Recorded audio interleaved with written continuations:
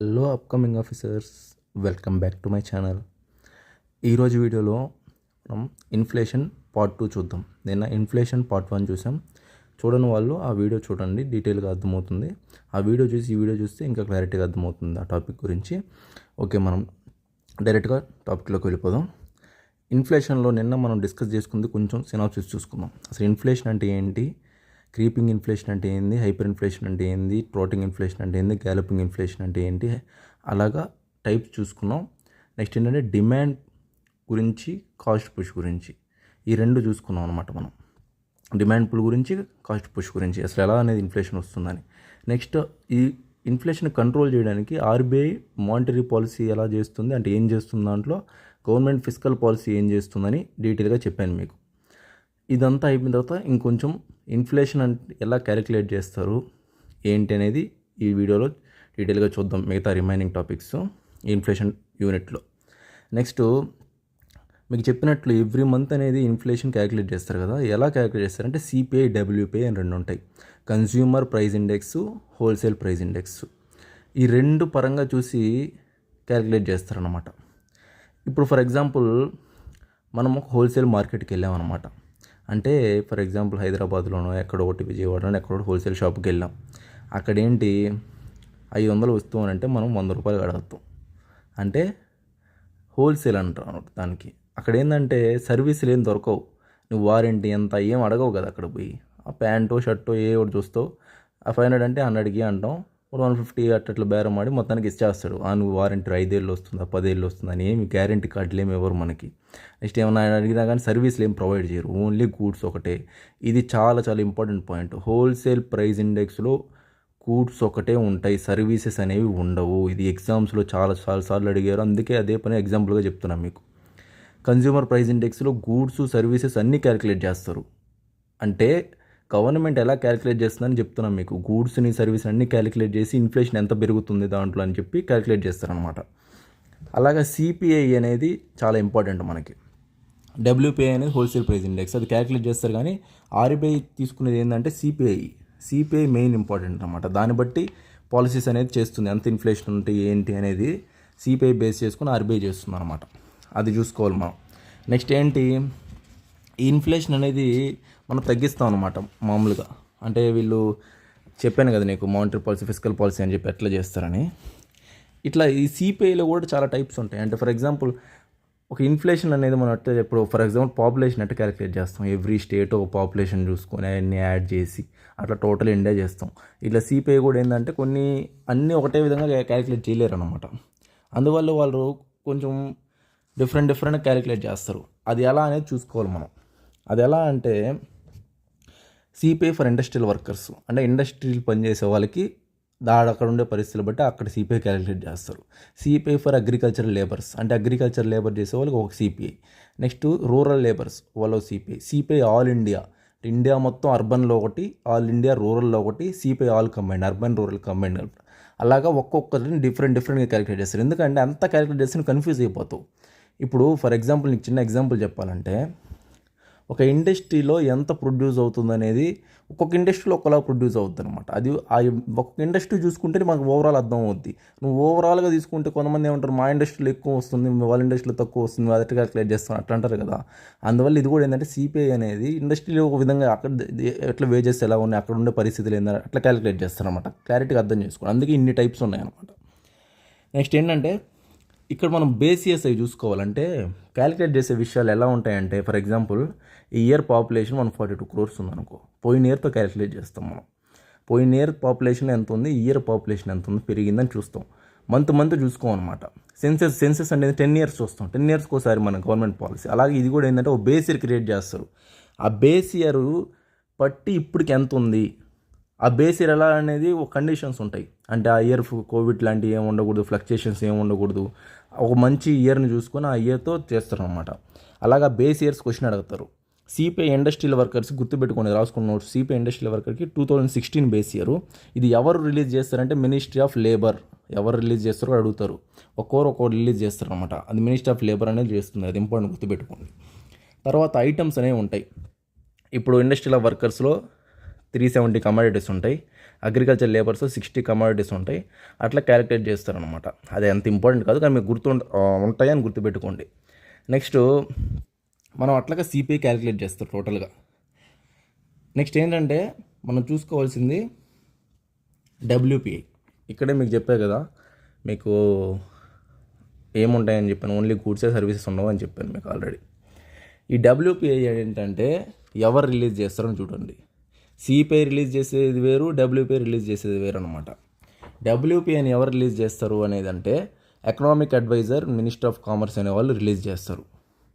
అదే సిపిఐ అయితే central statistical office, చాలా గుర్తుపెట్టుకోవాలి. అది సిఎస్ఓ, ఇది ఏంటంటే economic adviser in the minister of commerce. రెండు డిఫరెంట్, ఒకటే అంటే కన్ఫ్యూజ్ అయిపోతారు, బిట్ కన్ఫర్మ్ వస్తుంది ఇట్లాంటి దగ్గరే, అదే పని గుర్తుపెట్టుకోండి. డబ్ల్యూపీఐ రిలీజ్ చేసేది ఎవరు, economic adviser and minister of commerce. CPI ఎవరు, సిఎస్ఓ. ఓకేనా, దీంట్లో సర్వీస్ ఉండవు. బేస్ ఇయర్ ఏంటి, సిపిఐకి ఒక్కో బేస్ ఇయర్స్ ఉంటాయని చెప్పా. ఇండస్ట్రియల్ వర్కర్స్కి 1986.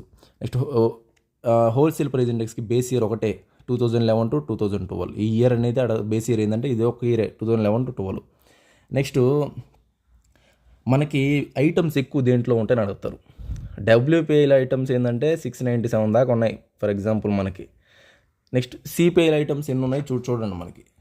అట్లాగా మనం క్యాలిక్యులేట్ చేసుకోవాలి, సిపిఐలు ఎన్ని ఐటమ్స్ ఉన్నాయి, డబ్ల్యూఐ ఎన్ని ఉన్నాయని. అంత డెప్త్ క్వశ్చన్ అడగరు, కానీ అది గుర్తుపెట్టుకున్నాను అనమాట. నెక్స్ట్ న్యూ డెఫినేషన్ ఆఫ్ డబ్ల్యూపీఐలో ఇండైరెక్ట్ ట్యాక్స్లు క్యాలిక్యులేషన్ చేయరు, అది అడుగుతారు క్వశ్చన్. ఇండైరెక్ట్ ట్యాక్స్లు క్యాలిక్యులేట్ చేస్తారు డబ్ల్యూపీఐలు అంటే, క్యాలిక్యులేట్ చేయరు అనమాట. అట్లా గుర్తుపెట్టుకోండి. డబ్ల్యూపీఐలో ఓన్లీ గూడ్సే ఉంటాయి, సర్వీసెస్ ఉండవు. ఇది 10 సార్లు చెప్పుకుంటాయి ఇప్పుడు మీకు, అంత ఇంపార్టెంట్, గుర్తుపెట్టుకోండి. తర్వాత ఏంటంటే మనం చూడాల్సింది నెక్స్ట్ 2 డెఫినేషన్లు ఉంటాయి. కోర్ ఇన్ఫ్లేషన్, హెడ్లైన్ ఇన్ఫ్లేషన్ అని, చాలా ఇంపార్టెంట్. న్యూస్ పేపర్స్ మీరు రెగ్యులర్గా న్యూస్ పేపర్ చూడండి, హిందూ న్యూస్ పేపర్ ఏదో ఒకటి, కొంచెం ఇన్ఫ్లేషన్ అనే పదం చూడంగానే ఆ ఆర్టికల్ చదవాలి మీరు, అప్పుడే మనకి క్లారిటీగా అర్థం అవుతుంది అనమాట అసలు ఏం జరుగుతుంది ఏందని. ఇది కోర్ ఇన్ఫ్లేషన్ ఏంటంటే, కోర్ ఇప్పుడు మన ఎన్విరాన్మెంట్లో కోర్ జోన్, బఫర్ జోన్, ట్రాన్సిషన్లో కోర్ అంటే మెయిన్. అంటే ఇక్కడ ఏంటంటే వాలటైల్ ఐటమ్స్ ఉండవు. అంటే వాలటైల్ అంటే ఇప్పుడు ఒక రోజు ఫ్యూయల్ పెట్రోల్ 110 రూపాయలు ఉంటుంది, ఇంకో రోజు 150 రూపాయలు ఉంటుంది, ఇంకో రోజు 90 రూపాయలు ఉంటుంది. అవి ఏంటంటే ఒక ఫిక్స్డ్గా ఉండవు, కొంచెం మారుతూనే ఉంటాయి. నేను చెప్పినంత వాల్యూ కాకుండా రోజుకి చేంజెస్ కనిపిస్తూ ఉంటాయి. అందువల్ల దాన్ని బట్టి మనం క్యాలిక్యులేట్ చేసుకోలేము అని చెప్పేసి వీళ్ళు ఏంటంటే కోర్ ఇన్ఫ్లేషన్ అంటే ఫుడ్, ఫ్యూయల్ని తీసేసి మిగతా అన్ని క్యాలిక్యులేట్ చేస్తారు. ఇది క్వశ్చన్ అడుగుతారు, కోర్ ఇన్ఫ్లేషన్ అంటే ఏంటి అని. మీరు కన్ఫ్యూజ్ కాకూడదు. ఫుడ్, ఫ్యూయల్ ఐటమ్స్ తీసేసి మిగతా క్యాలిక్యులేట్ చేసే ఇన్ఫ్లేషన్ కోర్ ఇన్ఫ్లేషన్ అంటారు. అదే హెడ్లైన్ ఇన్ఫ్లేషన్ అంటే అన్నీ కలిపి, ఫుడ్, ఫ్యూయల్ ఏం కాదు, మొత్తం కలిపి హెడ్లైన్ అట్లా అనమాట. కోర్ అంటే మెయిన్ ఆ 2 తీసేస్తారు. ఆ 2 తీస్తే మిగతా ఇన్ఫ్లేషన్ ఎంత ఉందో చూసుకుందామని వాళ్ళ ఐడియా, అట్లా అనమాట. నెక్స్ట్ ఏంటంటే మనం చూసుకోవాల్సిన ఇంపార్టెంట్ టాపిక్స్ ఏంటంటే, ఇప్పుడు ఇన్ఫ్లేషన్ వచ్చేసింది, ఎవరికి బెనిఫిట్, ఎవరికి హట్టు, ఇది కన్ఫర్మ్ క్వశ్చన్ వస్తుంది. అంటే ఎవరు లాభపడతారు, ఎవరు నష్టపోతారని. ఎవరు లాభపడతారంటే, ఇప్పుడు ఫర్ ఎగ్జాంపుల్ నేనున్నా, ఎవరికొకటి అప్పు ఇచ్చా అనమాట, బాండ్ తీసుకున్నాం, ఒక 10,000 రూపీస్ ఇచ్చా. అప్పుడున్న రేట్లకి, ఇంట్రెస్ట్ రేట్లకి 2 రూపీస్ ఇంట్రెస్ట్ ఎక్కని ఇచ్చా. ఇన్ఫ్లేషన్ వచ్చేసింది ఒక నెలకి. తర్వాత ఏంటి, రేట్లన్నీ పెరిగిపోతాయి, ఎంత పెరిగిపోద్ది. నేను ఇచ్చినోడు ఏంటంటే నష్టపోతాను అనమాట, తీసుకున్నోడు లాభపడతాడు. వాడు ఏంటంటే అప్పుడు నేను ఇన్ఫ్లేషన్ లేని టైంలో ఉన్న రేటే ఇస్తాను నాకు, అప్పుడున్న రేట్లు ఇవ్వడు కదా, ఎందుకంటే బాండ్ మీద అదే ఉంది కాబట్టి. ఒకవేళ మీకు ఇది కూడా గుర్తురాలా, ఇప్పుడు నేను చెప్పిన కాన్సెప్ట్ ఇది స్పెసిఫిక్గా చెప్తున్నా అంటే రివర్స్లో ఉంటేనే కదా. ఇప్పుడు ఎవరన్నా డబ్బులు ఇచ్చేవాళ్ళు లాభపడతారు, కానీ తీసుకున్న వాళ్ళు లాభపడతారు. కానీ ఇన్ఫ్లేషన్ వస్తే రివర్స్లో జరగద్ది. ఇది సింపుల్ గుర్తుపెట్టుకుని మీకు ఇది కూడా గుర్తు రాకపోయిందంటే, అంటే క్రెడిటర్స్ అనేవాళ్ళు లాస్ అవుతారు, డెప్టర్స్ అనేవాళ్ళు గెయిన్ అవుతారు. ఇది ఇంపార్టెంట్, గుర్తుపెట్టుకోండి. నెక్స్ట్ ఏంటంటే ఇన్వెస్ట్మెంట్లు వస్తాయి రావో చూడాలి. ఇన్వెస్ట్మెంట్లు అనేవి రావు, ఇన్ఫ్లేషన్ కానీ ఉంటే ఇన్వెస్ట్మెంట్ తగ్గిపోతాయి, డిక్రీజ్ ఇన్ ఇన్వెస్ట్మెంట్. ఎందుకంటే ఆ పరిస్థితి బాగుండదు కాబట్టి ఎవరు నీకు వచ్చి పెట్టుబడులు బెటర్ అనమాట. నెక్స్ట్ ఎగుమతులు, దిగుమతులు, ఎక్స్పోర్ట్స్, ఇంపోర్ట్స్ చూసుకోవాలి. ఎక్స్పోర్ట్స్ ఏంటంటే తగ్గిపోతాయి ఇన్ఫ్లేషన్ వల్ల, ఇంపోర్ట్స్ అనేవి పెరుగుతాయి. ఎందుకు తగ్గిపోతాయి అంటే, ఇప్పుడు 100 రూపాయలు ఉండేది 150 రూపాయలు ఇక్కడ మన ఊర్లో ఉందంటే మనం ఇక్కడే అమ్ముకుంటాం, బయటకి ఎందుకు పంపిస్తాం, మనకి ఇక్కడే లాభాలు వస్తున్నాయి కదా. ఆ ట్రాన్స్పోర్ట్ ఛార్జీలు అవన్నీ ఎవరికి అవసరం చెప్పండి. అలాగే ఇక్కడే అమ్మేసుకుంటారు కాబట్టి నెక్స్ట్ ఎక్స్పోర్ట్లు అనేవి తగ్గిపోతాయి. ఇవి చాలా చాలా ఇంపార్టెంట్ క్వశ్చన్లు అడుగుతారు వీటి మీదే. ఇన్ఫ్లేషన్లో వచ్చినప్పుడు ఏం జరుగుతుంది అని అడుగుతారు, చాలా ఇంపార్టెంట్, గుర్తుపెట్టుకోండి. ఒకటి ఏం చెప్పాను మీకు, ఎక్స్పోర్ట్స్ అనేవి తగ్గిపోతాయి, ఇవి రాసుకోండి. ఎక్స్పోర్ట్స్ తగ్గిపోతాయి, ఇంపోర్ట్స్ పెరుగుతాయి. నెక్స్ట్ ఏం చెప్పాను, ఇన్వెస్ట్మెంట్లు రావు మనకి, తగ్గిపోతాయి. నెక్స్ట్ ఏం చెప్పాను, డబ్బులు ఇచ్చేవాళ్ళకి అంటే క్రెడిటర్స్ అనేవాళ్ళు నష్టపోతారు, డబ్బులు తీసుకున్న వాళ్ళు లాభపడతారు. ఇవి గుర్తుపెట్టుకోండి, చాలా ఇంపార్టెంట్, క్వశ్చన్ రావడానికి ఎక్కువ స్కోప్ ఉండే టాపిక్ ఇది. అర్థమైందా? ఇన్ఫ్లేషన్ వచ్చినప్పుడు ఏం చేయాలో మీకు చెప్పాను అనమాట. నెక్స్ట్ కొన్ని డెఫినేషన్లు చూద్దాం.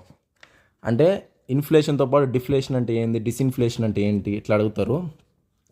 నెక్స్ట్ ఇన్ఫ్లేషన్ అంటే మీకు చెప్పారు రైజ్ ఇన్ ప్రైజెస్ అని చెప్పేసి, డిఫ్లేషన్ అంటే డిక్రీజ్ ఇన్ ప్రైజెస్ అనమాట. అంటే టోటల్ ఆపోజిట్. డిస్ఇన్ఫ్లేషన్ అంటే ఏంటంటే పెరుగుతాయి ప్రైజులు కానీ తక్కువ, అంటే 1% ఉంటే 2%గా పెరుగుతాయి, 3%గా పెరుగుతాయి. డిస్ఇన్ఫ్లేషన్ అంటే కొంచెంగా పెరుగుతాయి. డిస్ఇన్ఫ్లేషన్ అనేది చాలా గుర్తుపెట్టుకోండి. స్టాగ్ఫ్లేషన్ అని ఉంటుంది, ఇది చాలా ఇంపార్టెంట్. ఇన్ఫ్లేషన్తో పాటు అన్ఎంప్లాయ్మెంట్ ఉంటే స్టాగ్ఫ్లేషన్. అంటే ఇన్ఫ్లేషన్ ఉంటుంది, ఎవరికి జాబులు ఉండవు, ఇదే స్టాగ్ఫ్లేషన్. డైరెక్ట్ అడుగుతారు స్టాగ్ఫ్లేషన్ అంటే ఏంది డెఫినేషన్, నువ్వు ఇది రాయాలన్నమాట. అంటే అక్కడ గుర్తించాలి, ఇన్ఫ్లేషన్తో పాటు అన్ఎంప్లాయ్మెంట్ ఉంటే అది స్టాగ్ఫ్లేషన్ అని. ఓకేనా? నెక్స్ట్ ఇవి ఇంపార్టెంట్ కాన్సెప్ట్స్. నెక్స్ట్ ఇంకో కొన్ని చూస్తే మనం ఇన్ఫ్లేషన్లో రిమైనింగ్ టాపిక్స్, ఇప్పుడు మీకు చెప్పినట్టు headline inflation, core inflation, disinflation, deflation, stagflation అన్నీ చెప్పా. అవి జాగ్రత్త చదువుకోండి. తర్వాత నెక్స్ట్ ఏం చెప్పాను మీకు, ఇన్ఫ్లేషన్ WPI CPI గురించి చెప్పాను. ఫిలిప్స్ కర్వ్, ఇది గుర్తుపెట్టుకోండి, చాలా ఇంపార్టెంట్ కాన్సెప్ట్. లాస్ట్లో చెప్పిన చాలా ఎక్కువ సార్లు రిపీటెడ్ అయిన కాన్సెప్ట్ ఇది. ఫిలిప్స్ కర్వ్ అంటే ఏంటంటే ఇన్ఫ్లేషన్కి అన్ఎంప్లాయ్మెంట్కి గ్రాఫ్ గీస్తారు. అది ఇన్వర్స్లీ ప్రపోర్షనల్ ఉంటుంది. ఇన్ఫ్లేషన్ అంటే ఎక్కువ ఉంటే అన్ఎంప్లాయ్మెంట్ తక్కువ ఉంటుంది, ఇన్ఫ్లేషన్ తక్కువ ఉంటే అన్ఎంప్లాయ్మెంట్ ఎక్కువ ఉంటుంది. ఈ రెండింటికి ఇన్వర్స్ రిలేషన్షిప్. ఫిలిప్స్ కర్వ్ అనేది దేనిగా అడుగుతారు, ఇన్ఫ్లేషన్కి అన్ఎంప్లాయ్మెంట్కి రిలేషనే ఫిలిప్స్ కర్వ్.